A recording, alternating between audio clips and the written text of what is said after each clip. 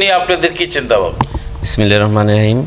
বর্তমানে 17 বছর পর আন্দোলনের পর তত্ত্বাবধায়ক সরকারকে এটাই বলবো যে আপনারা সংস্কার করতে চান করেন, কিন্তু পাশাপাশি একটা সুন্দর সুষ্ঠু নির্বাচনের ব্যবস্থা করেন। এটা এদেশের জনগণ হিসাবে আমার দাবি। নির্বাচন নিয়ে আমার ব্যক্তিগত একটাই বা দলের পক্ষ থেকে যে সিদ্ধান্ত আসে আমরা ওইভাবেই চলবো, কাজ করব। বিগত 15 বছর আমরা ভোট দিতে পারি নাই, এবং যারা নতুন ভোটার হয়েছে এই 15 বছরের ভিতরে তারা কেউ ভোট দিতে পারে নাই। আমরা তো তাও 15 বছর আগে যে ভোট দিচ্ছি, আমাদের ভোটের আমাদের যে একটা আশা আকাঙ্ক্ষা সেটা আমরা প্রতিফলন করতে পেরেছি। যারা নতুন ভোটার হয়েছে 15 বছর ধরে, তারা ভোট যে দিতে একটা আনন্দ বা ভোটের যে একটা সিস্টেম সেটাই তারা জানে না। আমি চাই যে এই তত্ত্বাবধায়ক সরকার অতি সত্বর একটি নির্বাচন দেবেন, যেই নির্বাচনে সাধারণ জনগণ নির্বিঘ্নে যার যার ভোট শেষে দিতে পারবে, তার ইচ্ছা মতো দিতে পারবে। কেউ যেন এই কারো ভোট চুরি করে নিয়ে যেতে না পারে, জোরপূর্বক কিছু করতে না পারে, এটাই আমার প্রত্যাশা। নির্বাচন নিয়ে আমাদের চিন্তা ভাবনা, গত 17 বছর যে তত্ত্বাবধায়ক সরকারদের নিয়ে আমরা যে আন্দোলন করেছি, সেই আন্দোলনের ফসল 5ই আগস্ট। এখন আমাদের তত্ত্বাবধায়ক সরকারের উপর একটা জোরালো দাবি, উনি সংস্কার করে যত নির্বাচন বিলম্ব না করে, জনগণ চায় সুষ্ঠুভাবে দ্রুতভাবে নির্বাচন দিয়ে একটা সরকার প্রতিষ্ঠিত হোক। দেশের যে অবস্থা, এই অবস্থায় উত্তোলনের জন্য নির্বাচনের কোনো বিকল্প নেই। বিগত 17 বছর এই সরকার জনগণের ভোটের অধিকার থেকে বঞ্চিত করেছে। আমরা 17 বছর আন্দোলন করে গত 5ই আগস্ট ছাত্র জনতার বিপ্লবের মাধ্যমে জনগণের ভোটের অধিকার প্রতিষ্ঠা করতে একটা ধাপ আমরা এগিয়েছি। এখন একটি সরকার চলছে, যে সরকার হলো অন্তর্বর্তী সরকার। এই সরকার যদি দ্রুত নির্বাচনটা দেয়, তাহলে দেশে একটা গণতান্ত্রিক সরকার প্রতিষ্ঠা হবে।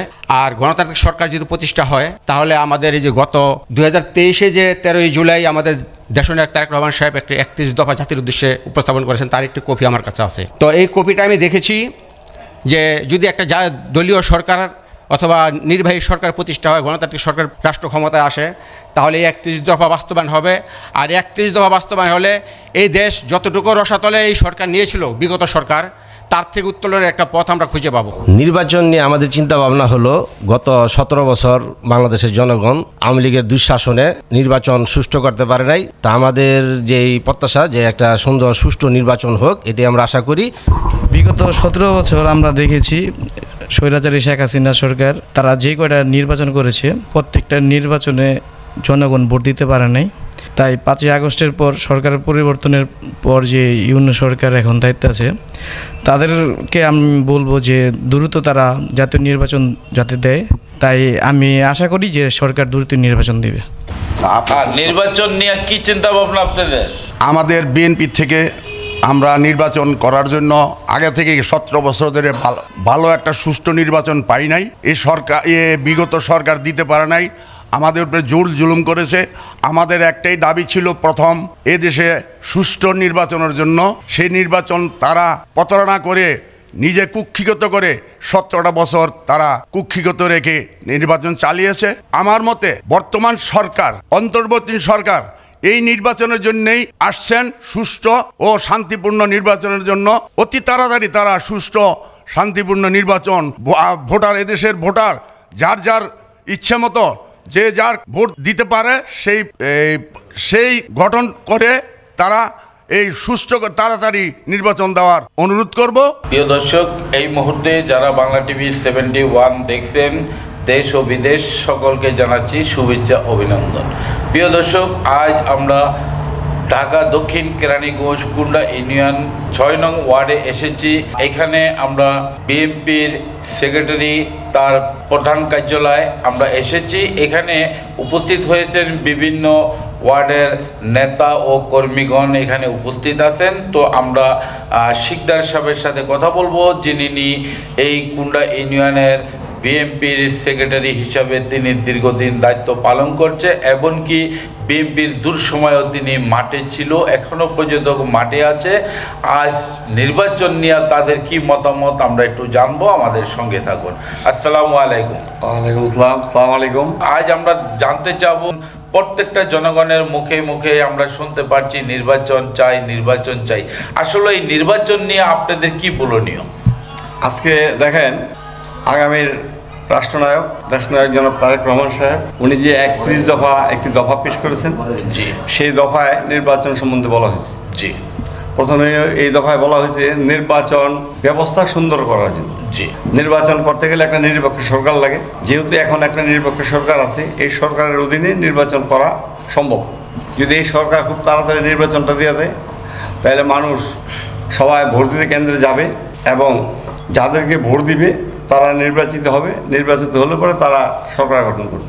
জি, এবং সেই সরকারের মাধ্যমেই দেশের যে কাজকর্মগুলি আছে, মানুষের যে সেবাগুলি আছে, মানুষ তো এখন সেবা পাচ্ছে না। জি, কারণ নির্বাচিত সরকার নাই, যারা আছে তারা মানুষকে সেবা দিতে ব্যর্থ হইতেছে। কারণ পরিষদের যে চেয়ারম্যান ধরেন আছে, এখন চেয়ারম্যান নেই, প্রশাসক কাজ চালাইতেছে। প্রশাসক তাদের পরিষদই চালাই, উপজেলা পরিষদ চালাইব না ইউনিয়ন পরিষদ চালাইব। জি, কারণ এখান থেকে ইউনিয়ন পরিষদে মানুষ সেবা নিতে গিয়া ব্যর্থ হইতেছে। কারণ পরিষদের আন্ডার ছাড়া দেশ চলে না। জি, এবং এই 15 বছর আওয়ামী সরকার যে দুঃশাসন করছে, জি, এই দুঃশাসনে এলাকার কোনো উন্নয়ন তারা করে না। প্রতিটা এলাকায় রাস্তাঘাট কিছুই তারা করেনি, শুধু লুটপাট করছে। এবং মানুষ যে বিশুদ্ধ পানি খাবে সে পানির ব্যবস্থা পর্যন্ত তারা করতে পারেনি। এখন দেশের মানুষের কলের দরকার, দেশের মানুষের রাস্তাঘাটের দরকার, দেশের মানুষের কাজকর্ম করার জন্য কর্মসংস্থানের দরকার। সেই কর্মসংস্থানের কোনো ব্যবস্থা নেই, কারণ তারা শুধু লুটপাটই করছে। তারেক রহমান সাহেব, দেশনায়ক জনাব তারেক রহমান সাহেব, উনি যে 31 দফা দিয়েছেন, এই 31 দফায় উনি কলকারখানার কথা বলেছেন, এই 31 দফায় উনি কৃষকের কথা বলেছেন, এই 31 দফায় উনি শ্রমিকের কথা বলেছেন, এই 31 দফায় উনি ব্যবসায়ীদের কথা বলেছেন, 31 দফায় উনি নির্বাচনের কথা বলেছেন, 31 দফায় উনি আইন শৃঙ্খলার কথা বলেছেন, 31 দফায় উনি বিচার ব্যবস্থার কথা বলেছেন, এই 31 দফায় উনি মানুষের যে একটা বাইচা থাকার জন্য অধিকার, সেই অধিকারের কথা উনি বলেছেন। তো সর্বপ্রথমে এগুলির মধ্যে আগে আসে নির্বাচন। নির্বাচন যদি এই সরকার খুব তাড়াতাড়ি দিয়ে দেয়, তাহলে মানুষের জন্য মঙ্গল, আমাদের জন্য মঙ্গল, এই সরকারের জন্য মঙ্গল। কারণ তারা থাকার কথা অল্প সময়ের মধ্যে তারা নির্বাচন দেওয়ার কথা, কিন্তু আজকে 6 মাস পার হয়ে গেছে, তারা নির্বাচনের দিকে হাঁটতেছে না, তারা হাঁটতেছে এই সংস্কারের দিকে। আর সংস্কার তো সব তারা করতে পারবে না, সংস্কার সব করার মতো তাদের সেই সক্ষমতা তাদের নেই। কারণ সক্ষমতা তো জনগণের ম্যান্ডেট নিয়ে আসে না। জনগণের ম্যান্ডেট নিয়ে যারা আসবে তারা কাজ করবে। আজকে মনে করেন 31 দফা বাস্তবায়নের জন্য আমার নেতা, কেরানীগঞ্জ মামাটি মানুষের নেতা, স্থায়ী কমিটির অন্যতম সদস্য বাবু গয়েশ্বরচন্দ্র রায় এবং আমার দক্ষিণ কেরানীগঞ্জ থানা বিএনপির সংগ্রামী সভাপতি, নির্বাহী কমিটির অন্যতম সদস্য এবং ঢাকা জেলার সম্মানিত সাধারণ সম্পাদক, উনি এই 31 দফা নিয়ে আমাদের মাঠে নেমেছেন, আমাদেরকে সাথে নিয়ে। অ্যাডভোকেট নিপুণ রায় চৌধুরী, আজকে নিপুণ রায় চৌধুরীকে সাথে নিয়ে, বাবু গয়েশ্বরচন্দ্র রায়কে সাথে নিয়ে আমরা এই 2 তারিখে আমরা 1, 2, 3 এই 31 দফা নিয়ে আমরা আলোচনা করছি। 6 তারিখে আমরা 4, 5, 6 এই 3টা ওয়ার্ডে আমরা এই 31 দফা নিয়ে আলোচনা করছি এবং সর্বোপরি আমরা 11 তারিখ 7, 8, 9 এই 3টা ওয়ার্ডে আমরা মিটিং করেছি। এই সর্বমোট 9টা ওয়ার্ডে আমরা যে মিটিংগুলি করেছি, সাধারণ মানুষের সারা আমরা পেয়েছি। সাধারণ মানুষের সবার মুখে একটাই দাবি, তাড়াতাড়ি তারা নির্বাচন চায়। কারণ যারা আজকের থেকে ধরেন 15 বছর আগে ভোটার হয়েছে, সেই ভোটাররা এই 15 বছর পার হয়ে গেছে, তারা ভোট দিতে পারেনি। তারা ভোট দেওয়ার জন্য এখন বেকুল হয়ে আছে, যে 15 বছর আগে ভোটার হয়েছে, এখন তো পর্যন্ত আমরা ভোট দিতে পারিনি। কারণ ভোটের ব্যবস্থাও তারা ভেঙে ফেলেছে। এখন তারা চাচ্ছে ভোট দিতে, ভোট দেওয়ার জন্য তারা আগ্রহ প্রকাশ করতেছে। যদি সুন্দর একটা নির্বাচন হয় তারা ভোট দিবে। এবং সেই ভোটে এখন যেই আওয়ামী লীগ যারা করে, তারা যে দুঃশাসন তারা করছে, তাদের এই দুঃশাসনে মানুষ অতিষ্ঠ হয়ে গেছে। এখন তারা ধানের শীষে ভোট দেওয়ার জন্য পাগল হয়ে গেছে। নির্বাচনটা আসলেই তারা ধানের শীষে ভোট দিবে। ভোট দিলে আমার নেতা বাবু গয়েশ্বরচন্দ্র রায় নির্বাচিত হবে। নির্বাচিত হলেই উনি সংসদে যাবে, সংসদে গিয়ে কেরানীগঞ্জের মানুষের জন্য উনি কথা বলবেন। কারণ উনি নিজে ধনী হওয়ার জন্য রাজনীতি করে না, উনি রাজনীতি করে মানুষের কল্যাণের জন্য। কারণ আমরা যতটুকু দেখেছি, এই আমারই 50 বছর বয়সে আমি দেখেছি ওনার বাড়িতে যে আগে ওনার বাবার আমলে যেই ঘরদুয়ার ছিল, এখনও সেই ঘরদুয়ার। উনি টাকা উপার্জন করে না, বাড়িতে ঘরদুয়ারও উনি করেন। ওনার বাবার আমলে যে ঘরদুয়ার আছে, এইখানে থেকে উনি রাজনীতিটা করেন। আমরাও প্রতি সপ্তাহে এইখানে গিয়ে রাজনীতিটা করি। কারণ এই 15 বছর তো আমরা কোনো এলাকায় কোনো অফিস খুলতে পারিনি। আমাদের সেই অফিস খুললেই তারা ভাঙচুর করছে। আমাদের বাড়িতে তারাই আওয়ামী লীগের আগুন জ্বালাইছে, বাড়িতে গিয়ে ভাঙচুর করছে। আমাদের নেতাকর্মীদেরকে ওনারা জেলখানায় দিচ্ছে। এমনকি যাদের বয়স 18 বছরের নিচে নাবালক, তাদেরকেও তারা জেলখানায় দিচ্ছে। যেমন আমার একটা কর্মী, স্বেচ্ছাসেবক দলের সাংগঠনিক সম্পাদক, ওর বয়স মনে হয় 16 বছরের মতো হবে, নুর হোসেন করে না। সেই নুর হোসেন পর্যন্ত জেল খাটছে। সিফাত একটা ছেলে ছাত্রদল করে, ওর বয়স 14-15 হবে, উনিও জেল খাটছে, আমিও জেল খাচ্ছি, আমি 370 দিন জেল খাচ্ছি। আজকে আমাদের পাশে যারা বসা আছে তারাও জেল খাচ্ছে, সবাই জেল। সোবান আছে জেল খাচ্ছে, আমাদের সোবান মিয়া আছে জেল খাচ্ছে, জাকির মিয়া জেল খাচ্ছে, এরপরে মনে করেন হাজি নোয়াব মিয়া জেল খাচ্ছে, নুর হোসেন সাহেব জেল খাচ্ছে, আমার সভাপতি, সহ সাংগঠনিক সম্পাদক উনি হাজি সালাউদ্দিন জেল খাচ্ছে, আমার দলের সিনিয়র সহসভাপতি মোশাররফ হোসেন মেম্বার উনি জেল খাচ্ছে, ওই ইয়াকুব মিয়া জেল খাচ্ছে, এরপরে ওইখানে আমার 9 নম্বরের সভাপতি আলমগীর হোসেন জেল খাচ্ছে।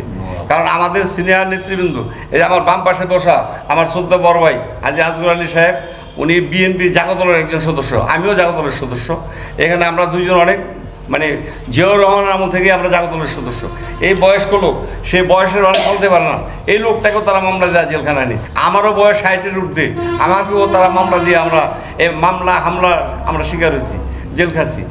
আজকে কিছু কিছু লোক আছে তারা আবার আইসা এই যারা এতদিন আওয়ামী লীগ করছে তারা এখন আবার বিএনপি করার জন্য পায়তারা করতেছে। আজকে যাদের পদ পদবি আছে আওয়ামী লীগে তারা কোনো অবস্থাতেই আমাদের দলের ভিতরে ঢুকতে পারবে না। এটা আমার নেতা বাবু গশ্বরচন্দ্র রায়ের সোজা নির্দেশ, নিপুণ রায়ের সোজা নির্দেশ। যারা আওয়ামী লীগের পদ পদবি আছে তারা পদ পদবীধারী যারা, তারা কোনো অবস্থাতেই বিএনপির কোনো কমিটিতে তারা ঢুকতে পারবে না।